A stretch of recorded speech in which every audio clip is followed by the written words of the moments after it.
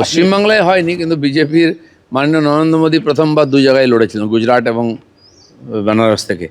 তো হয় না এরকম নয়, অন্যান্য দেশে বলুন, বাংলার বাইরে বা আমাদের দেশে বহু ঘটনা এরকম আছে, বহু নেতা একাধিক কেন্দ্রে লড়েছেন। রাহুল গান্ধীও বোধহয় সাউথে আর আমেঠিতে লড়েছিলেন। তো এরকম নজির আছে, পার্টি প্রয়োজন মনে করেছে, তাই এটা সিদ্ধান্ত নিয়েছে। এদিকে গতকালই বিজেপি তাদের প্রথম দফার প্রার্থী তালিকা ঘোষণা করলো, যেখানে দেখা গেল মুখ্যমন্ত্রীর কেন্দ্র ভবানীপুরে বিজেপি প্রার্থী করেছে শুভেন্দু অধিকারীকে। তবে কি বিধানসভা ভোটে ফের মমতা শুভেন্দুর দ্বৈরথ দেখা যাবে? আপনাদের জানিয়ে রাখবো, ভবানীপুরের সঙ্গে সঙ্গে নন্দীগ্রামেও প্রার্থী করা হয়েছে শুভেন্দু অধিকারীকে। এছাড়া শিলিগুড়িতে বিজেপি প্রার্থী শঙ্কর ঘোষ, পাণ্ডবেশ্বরে বিজেপি প্রার্থী জিতেন্দ্র তিওয়ারি, দিলীপ ঘোষকে বিজেপি প্রার্থী করেছে খড়গপুর সদর কেন্দ্র থেকে। মুর্শিদাবাদে বিজেপি প্রার্থী গৌরীশঙ্কর ঘোষ, হরিণঘাটায় বিজেপির প্রার্থী অসীম সরকার, কোচবিহার উত্তরের বিজেপি প্রার্থী সুকুমার রায়, বরানগরে সজল ঘোষকে বিজেপি প্রার্থী করেছে। অন্যদিকে আসানসোল দক্ষিণে বিজেপি প্রার্থী অগ্নিমিত্রা পাল, রুদ্রনীল ঘোষ বিজেপি প্রার্থী করা হয়েছে শিবপুর কেন্দ্র থেকে। ময়নায় বিজেপির প্রার্থী অশোক দিন্দা, দুর্গাপুর পশ্চিমে প্রার্থী করা হয়েছে লক্ষণ ঘড়ুইকে।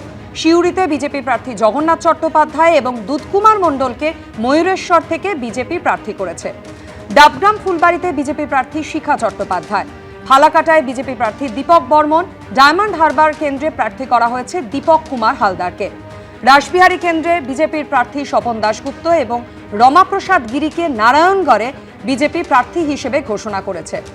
নানুরে বিজেপি প্রার্থী খোকন দাস এবং শীতল কপাট ঘাটালের বিজেপি প্রার্থী।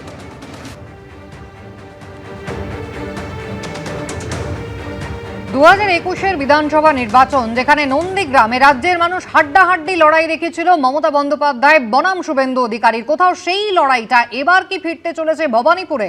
মুখ্যমন্ত্রী মমতা বন্দ্যোপাধ্যায়ের কেন্দ্র ভবানীপুরে এবার শুভেন্দু অধিকারীকে প্রার্থী করেছে বিজেপি এবং একই সঙ্গে তাকে নন্দীগ্রামের প্রার্থীও করা হয়েছে। তৃণমূল কংগ্রেস আজকে তালিকা প্রকাশ করবে, কিন্তু মমতা বন্দ্যোপাধ্যায়ের কথায় ইতিমধ্যেই ইঙ্গিত মিলেছে যে ভবানীপুরে কিন্তু এবারও তিনিই প্রার্থী হচ্ছেন। তাহলে শেষ পর্যন্ত দুই হেভিওয়েটের লড়াই যদি হয়, শেষ হাসি হাসবে কে? উত্তর পাওয়া যাবে 4 মে। 5 বছর বাদে কি ফের মহাকাব্যিক লড়াইয়ের সাক্ষী হতে চলেছে রাজ্য? এবার কি কুরুক্ষেত্র ভবানীপুর? ভবানীপুরের বর্তমান বিধায়ক মমতা বন্দ্যোপাধ্যায়, আর সেই আসনে এবার বিজেপি প্রার্থী শুভেন্দু অধিকারী। তাহলে কি গতবারের নন্দীগ্রামের মতো এবার ভবানীপুরে মমতা বন্দ্যোপাধ্যায় বনাম শুভেন্দু অধিকারী? বিজেপির প্রথম প্রার্থী তালিকাতেই ভবানীপুর ও নন্দীগ্রাম দুই আসনেই প্রার্থী হিসাবে নাম রয়েছে শুভেন্দু অধিকারী।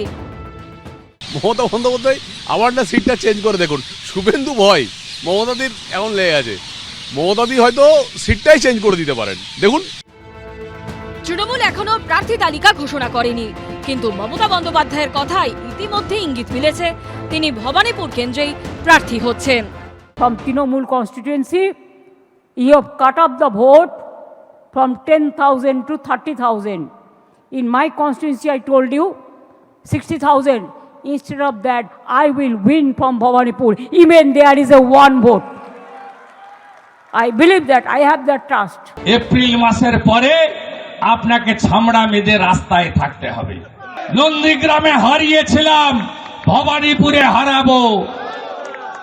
কথা দিয়ে গেলাম কম্পার্টমেন্টাল চিফ মিনিস্টারকে এবারে এক্স চিফ মিনিস্টার বানাবো।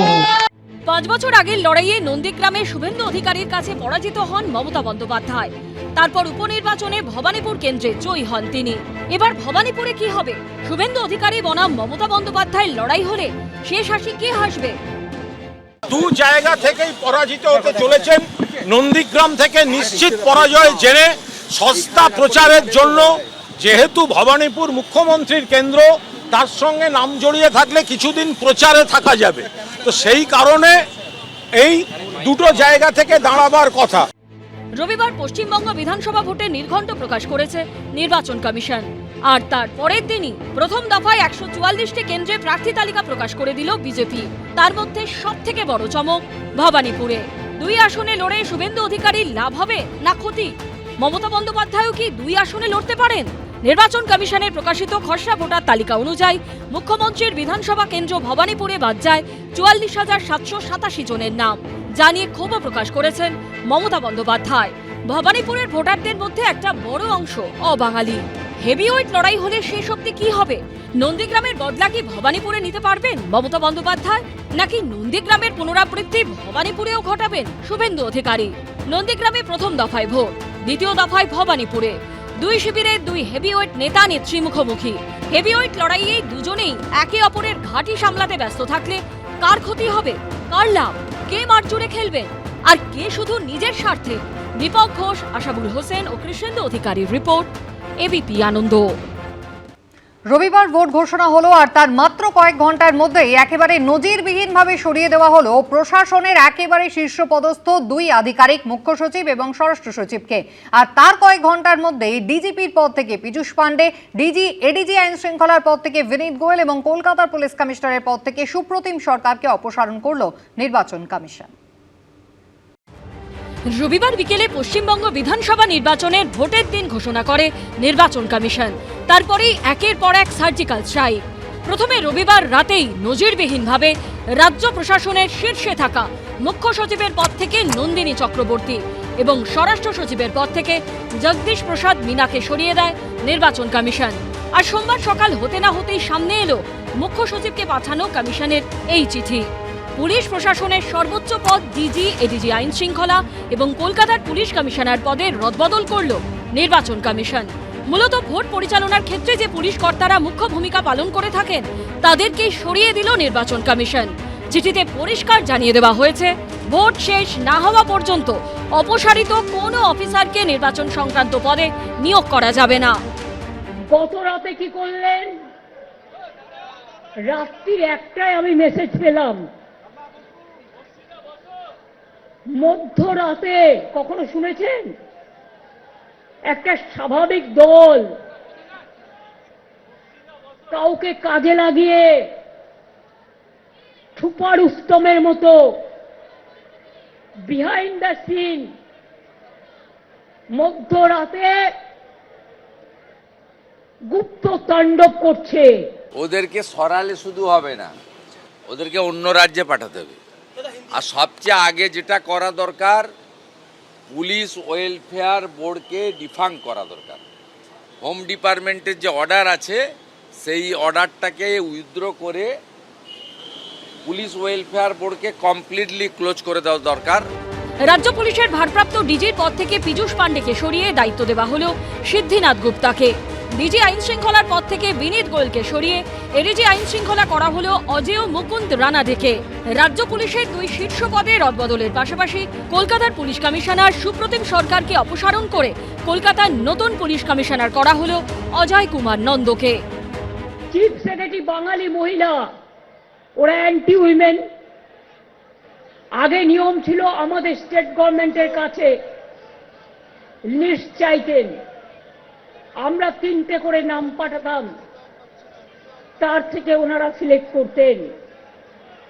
এ সুমোটো যেন মগের মুলুক, যেন দিল্লি কা লাড্ডু, যেন জমিদারি, জমিদার জোকদার, কালোদার। মমতা বন্দ্যোপাধ্যায় কাদেরকে সাইডলাইন করে রেখেছিলেন, যোগ্য অফিসারদেরকে, সেই তাদের কাজে লাগানোর দায়িত্ব ইলেকশন কমিশনের। আরো অনেককে সরানো উচিত, এগুলো তৃণমূলের পাকা দালাল। প্রশাসনের শীর্ষ স্তরে কার্যত ভূমিকম্প। ফুল অ্যাক্টিভ নির্বাচন কমিশন, বেজায় খুশি বিজেপি, চরম ক্ষুব্ধ তৃণমূল। এবার অবাধ সুষ্ঠু ভোট হবে তো? সাধারণ মানুষের মনে এটাই প্রশ্ন। পার্থপ্রতিম ঘোষ, রুমা পাল ও বিজেন্দ্র সিংহের রিপোর্ট, এবিপি আনন্দ। এবিপি আনন্দ, এগিয়ে থাকে, এগিয়ে রাখে।